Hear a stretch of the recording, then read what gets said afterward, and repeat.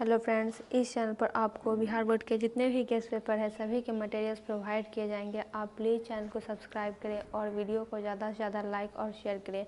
आज हम क्लास 12 के इंग्लिश चैप्टर 1 का जो कि है इंडियन सिविलाइजेशन एंड कल्चर का पूरा ऑब्जेक्टिव करने वाले हैं। इसका मतलब है कि भारतीय सभ्यता और संस्कृति। पहला क्वेश्चन है कि in no civilization have all man attend dash, यानी किसी भी सिविलाइजेशन में, किसी भी सभ्यता में सभी लोगों ने, अटेंड का मतलब होता है प्राप्त करना, क्या प्राप्त नहीं किया है तो परफेक्शन। परफेक्शन यानी कि पूर्णता, उत्तमता। किसी भी सिविलाइजेशन में अगर देखा जाए तो सभी लोगों जो है, सब लोग किसी ने भी परफेक्शन हासिल नहीं की है। Gujarati equivalent for civilization. Equivalent का मतलब होता है लगभग समान शब्द, यानी गुजराती में सिविलाइजेशन का मतलब क्या होता है, सभ्यता का मतलब गुजराती में इसका मतलब होता है गुड कंडक्ट। कंडक्ट का मतलब होता है व्यवहार करना, अच्छा व्यवहार। Civilization is that mode of conduct which points out to the man the path of duty. Civilization a mode of conduct है। कंडक्ट का मतलब होता है आचरण। आचरण का एक मोड है, एक रूप है जो कि मैन को बताता है कि आखिर आपका कर्तव्य क्या है, आपका कर्तव्य पथ क्या है। ये लाइन किस चैप्टर से ली गई है तो इसी चैप्टर से, इंडियन सिविलाइजेशन एंड कल्चर, लिखी गई है गांधी जी के द्वारा। Some of the immediate and brilliant results of modern invention are too maddening to resist. धीरे धीरे मीनिंग समझते हैं। इमीडिएट यानी कि तुरंत जो होता है, ब्रिलियंट यानी शानदार, रिजल्ट यानी परिणाम, मॉडर्न आधुनिक, इन्वेंशन यानी जो आविष्कार हो रहे हैं, मैडनिंग यानी मैडनिंग टू रेजिस्ट। रेजिस्ट का मतलब रोकना, यानी कि अभी जो आधुनिक तौर पर जो शानदार शानदार आविष्कार हो रहे हैं, जो कि तुरंत आविष्कार हो रहे हैं, वो रोके नहीं रुक रही है, उसे रोक नहीं पा रहे हैं लोग। वो आविष्कार कुछ ऐसा है। ये लाइन भी इसी चैप्टर की है। The more we indulge in our passion the more unbridled they become. Indulge का मतलब हो जाता है लिप्त हो जाना। हम जितने अपने पैशन में लिप्त होते जाएंगे उतना ही अनब्रिडल्ड दे बिकम। अनब्रिडल्ड का मतलब होता है अनकंट्रोलेबल। जितना हम अपने पैशन में, पैशन का मतलब होता है जुनूनी होना, जितना हम अपने जोश में लिप्त होते रहेंगे उतना वो अनकंट्रोलेबल हो जाएगी। अनब्रिडल्ड मतलब अनकंट्रोलेबल होना, जिसे कंट्रोल नहीं किया जा सकता एक टाइम के बाद। तो ये लाइन भी इसी चैप्टर की है। Dash were satisfied with true home rule. Satisfy यानी संतुष्ट होना, ट्रू होम रूल। उस समय एक होम रूल की प्रथा थी, तो कौन थे जो कि ट्रू होम रूल से पूरी तरह संतुष्ट थे, तो आर एंसेस्टर्स, हमारे पूर्वज।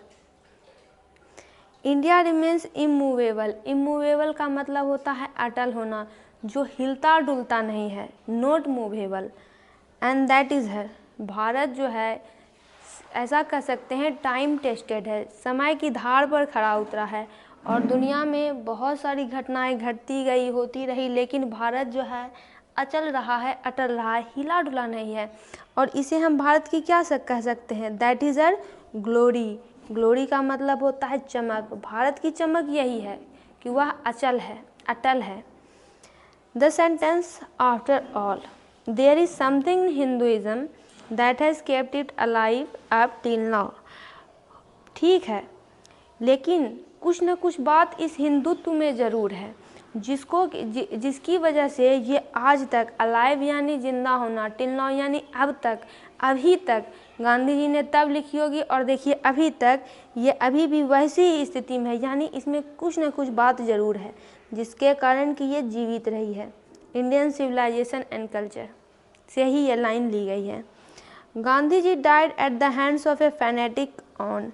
गांधी जी की मृत्यु हो गई, कब हो गई, ऑन द किसके द्वारा हुई, तो at the hands of a fanatic. Fanatic यानी सनकी के द्वारा, 30 जनवरी 1948 को। I believe that the civilization India has evolved is not to be beaten in the world. Believe यानी विश्वास, सिविलाइजेशन यानी सभ्यता, इवॉल्व यानी जो है, जो इसने विकसित की है, बीटेन का मतलब हराना और वर्ल्ड का मतलब विश्व। तो मैं विश्वास करता हूँ कि सिविलाइजेशन जो सभ्यता भारत ने विकसित की है उसे इस पूरी दुनिया में हराया नहीं जा सकता है। ये किसके द्वारा किस चैप्टर से ली गई है? तो इंडियन सिविलाइजेशन एंड कल्चर से। बढ़ते हैं आगे। Our forefather did not invent machinery because, forefather यानी हमारे जो पूर्वज हुए, मशीनरी का उन्होंने आविष्कार नहीं किया। क्यों नहीं किया? क्योंकि वो जानते थे we would become slaves. Slaves का मतलब होता है गुलाम हो जाना। उनको पता था कि अगर मशीन का आविष्कार हो जाएगा, मशीनरी आ जाएगी, लोग आलसी हो जाएंगे, बैठे रहेंगे, कोई काम नहीं करेंगे, वो मशीन के पूरी तरह से मशीन पर निर्भर हो जाएंगे और उसके गुलाम बन जाएंगे। Mahatma Gandhi has written the lesson. Mahatma Gandhi ने कौन सा लेसन लिखा है? तो Indian civilisation and culture. Pharaoh were the rulers of ancient. Ancient का मतलब होता है प्राचीन। फ़ैरो किसे कहते हैं? अपने यहाँ राजा बोलते हैं किंग को, वहाँ पे राजा बोलते हैं, राजा को बोलते हैं फ़ैरो। तो pharaoh were the rulers of ancient Egypt, यानी प्राचीन मिस्र के वो राजा हुआ करते थे। Dash were the rulers of Egypt. Egypt के शासक कौन थे? तो pharaoh. Civilisation is the state of development of a. Development यानी विकास, स्टेट यानी स्थिति। सिविलाइजेशन किसके विकास की एक स्थिति है? तो लोगों की, लोगों पर ये डिपेंड करता है। Of the people. Given is associated with. Given किससे जुड़ा हुआ है? तो इटली से। European civilization will mean dash for India. यहाँ पे हो जाएगा रुइन। रुइन का मतलब होता है विनाशकारी, बर्बाद। तो कौन सी सभ्यता भारत को बिल्कुल विनाश की ओर लेके जाएगी? तो यूरोपियन सभ्यता, यूरोपियन सिविलाइजेशन यानी जो पश्चिमी सभ्यता है। गांधी जी का कहना था, गांधी जी का कहना था कि यूरोपियन सिविलाइजेशन में बहुत सारी अच्छी बातें हैं और मैंने बहुत कुछ उस सिविलाइजेशन से सीखा भी है, लेकिन ये यूरोपियन सभ्यता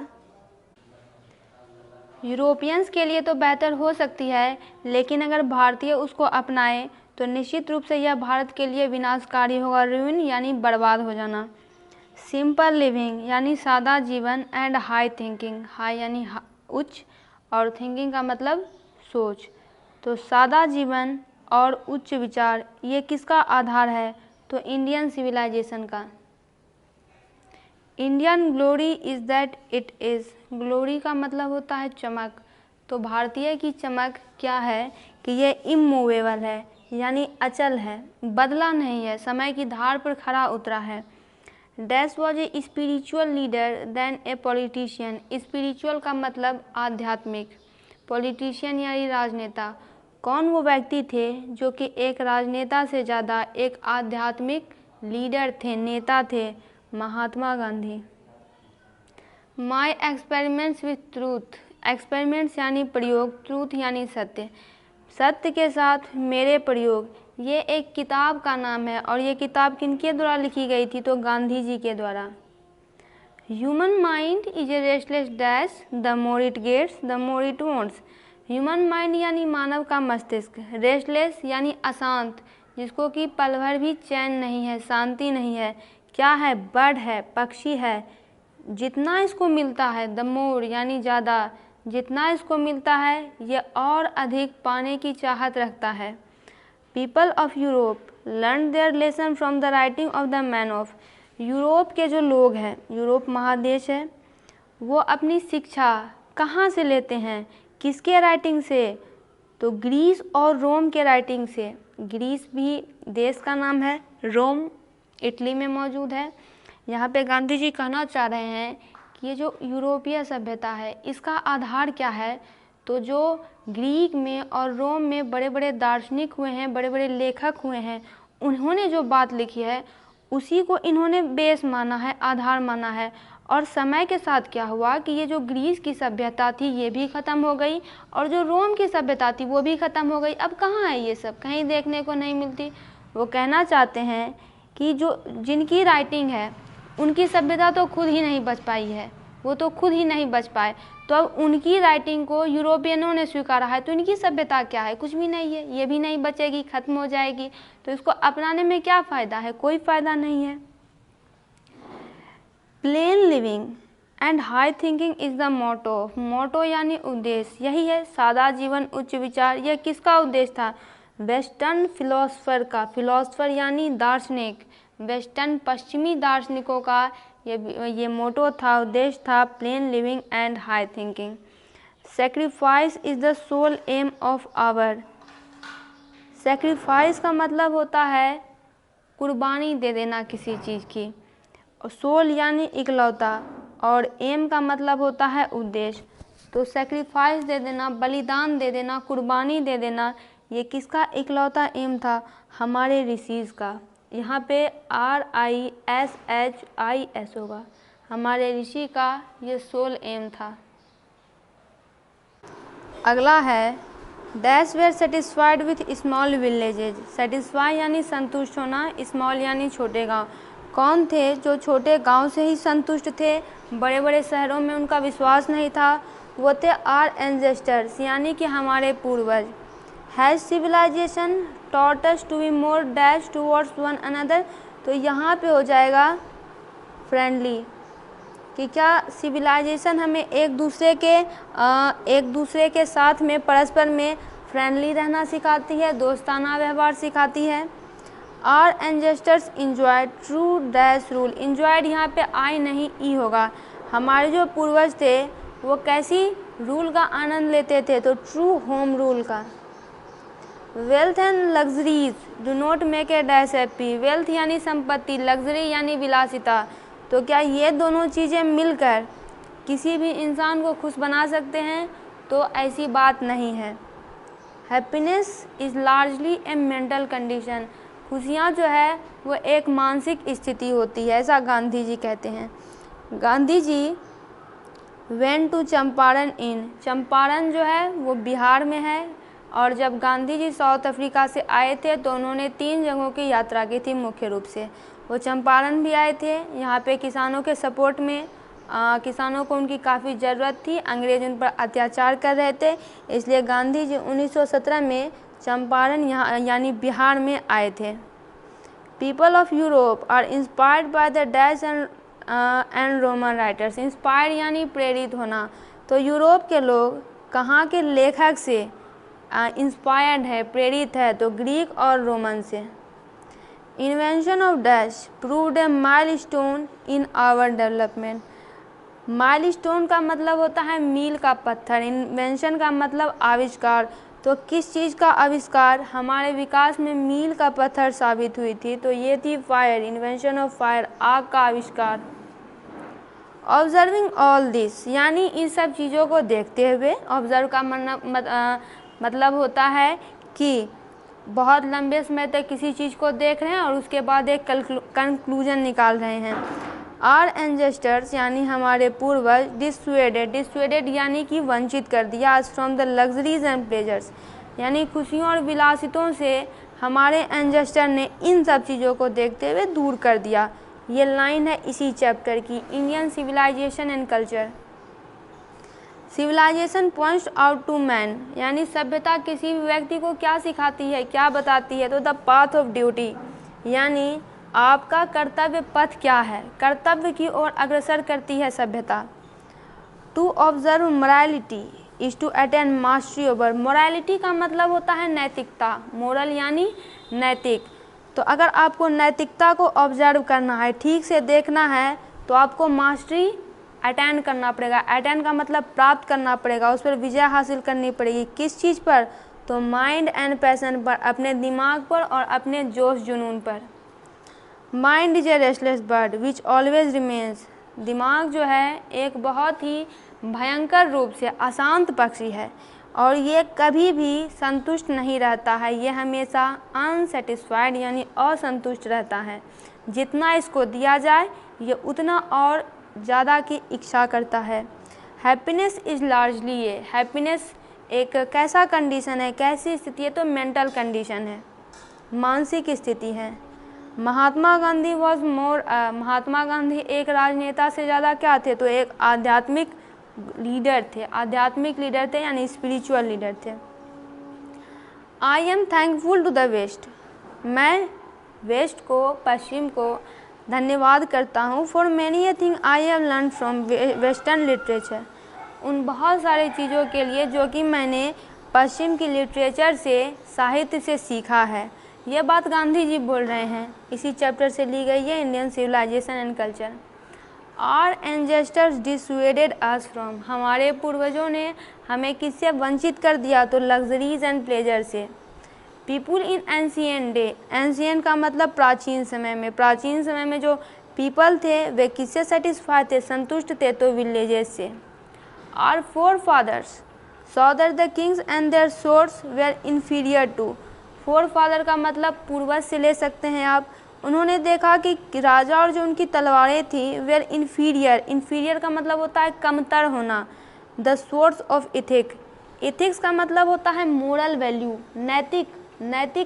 नैतिक चीज़ें, जो नैतिकता होती है। उनकी तलवारें जो हैं वो नैतिकता के तलवार से बहुत ही कमतर थी, बहुत ही नीचे थी।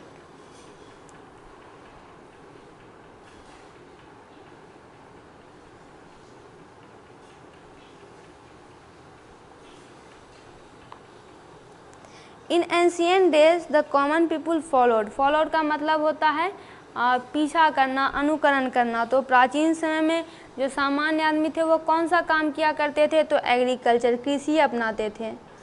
Modern civilization is the worship of, जो आधुनिक सभ्यता है वो किसकी पूजा करना सिखाती है, तो वो पूजा करना सिखाती है मटेरियल की, भौतिक चीज़ों की पूजा करना सिखाती है। Indian civilisation and culture has been written by, ये चैप्टर किनके द्वारा लिखी गई है, तो एम गांधी के द्वारा यानी महात्मा गांधी के द्वारा। इन एंशियंट डेज यानी प्राचीन दिनों में जो नॉर्मल पीपुल थे, कॉमन पीपुल थे, वो कैसी रूल को एंजॉय करते थे, तो ट्रू होम रूल को। Tendency of Indian civilization is to elevate, tendency यानी इसकी प्रकृति क्या है, भारतीय सभ्यता की प्रकृति क्या है, इज टू एलिवेट का मतलब ऊंचा उठाना, मोरल बीइंग, नैतिकता को ऊंचा उठाती है, नैतिक मूल्यों का महत्व देती है। इंडियन सिविलाइजेशन इज, भारतीय सभ्यता क्या है, तो based on the belief in God, यानी ये भगवान में विश्वास पर आधारित सभ्यता है। जबकि जो वेस्टर्न सभ्यता है वो तो नास्तिकता को बढ़ावा देती है, मटेरियलिस्टिक थिंक पर बेस्ड है, इमॉर्टैलिटी पर बेस्ड है। दोस्तों इसका पूरा ऑब्जेक्टिव कंप्लीट हुआ। वीडियो को लाइक करें, चैनल को सब्सक्राइब करें।